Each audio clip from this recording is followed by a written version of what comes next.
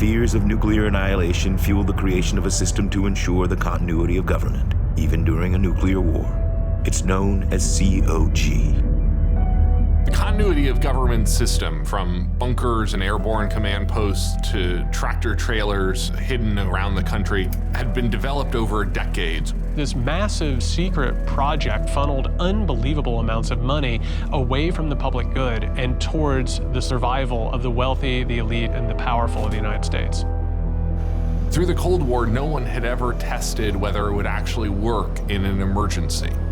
We'd written down all of the plans on paper. We'd tested them all in exercises. But when an actual crisis happened, would any of it actually work? In the seconds after the attack on the World Trade Center, the Bush administration went into an absolute tailspin of confusion and anarchy. There were moments in this country where no one had any idea who was in control. No one had any idea who had executive power, who was calling the shots. The American people were completely in the dark. Much of our national security apparatus and our political system was in the dark. That information void expanded across most of the federal government and definitely across the population. As the National Coordinator for Security, Richard Clark is also in charge of the Continuity of Government program. For the first time in the history of the continuity of government system, we activated it. It's to ensure the security of the principals, the separation and the security of the president, the vice president, and the Speaker of the House, that no matter what happened, one of them would be available to step into the Oval Office.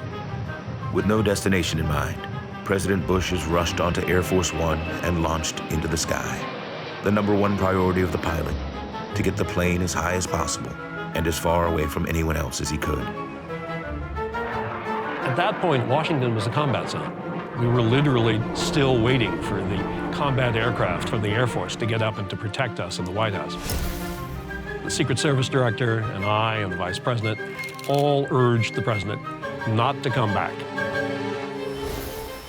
Throughout the Cold War, the plan had been to evacuate top government officials out to mountain bunkers in Raven Rock, Pennsylvania, and Mount Weather, Virginia.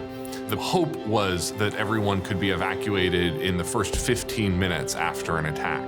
Over the course of that morning, though, none of that happened. Most of the top people in the president's line of succession are unable to get to the bunkers or are never contacted. Others are uncooperative. Vice President Dick Cheney refuses to evacuate the White House. At about 9:30 in the morning on 9/11, Vice President Cheney was bundled up by a Secret Service and moved to a basement next to the White House Situation Room. I think within an hour or so, they moved him through a long tunnel and blast doors to a Presidential Emergency Operations Center beneath the east wing of the White House. With Air Force One flying at 45,000 feet for extra security, communication becomes difficult. And they don't even really know where to go. They don't know really what to do. They don't know whether more attacks are coming.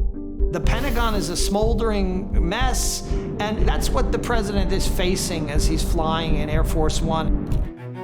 George W. Bush, in a strange turn of events, sort of became an observer to the tragedy and the spectacle, leaving Vice President Dick Cheney to basically take over the authority of the presidency and start to handle this burgeoning, newborn war that America was finding itself in. So it was a total, absolute collapse of authority.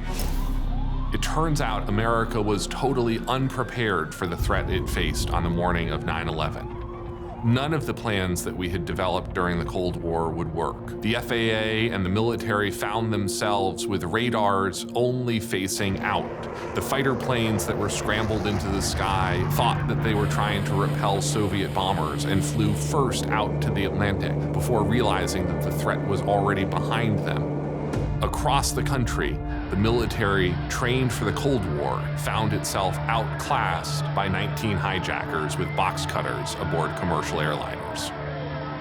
The truly demoralizing truth is that the massive continuity of government project, which redistributed incredible amounts of wealth away from social projects like education and healthcare and infrastructure and the betterment of the lives of American citizens, is it created this hulking, rusting infrastructure that never actually worked at any moment. It was completely incompetent and unnecessary.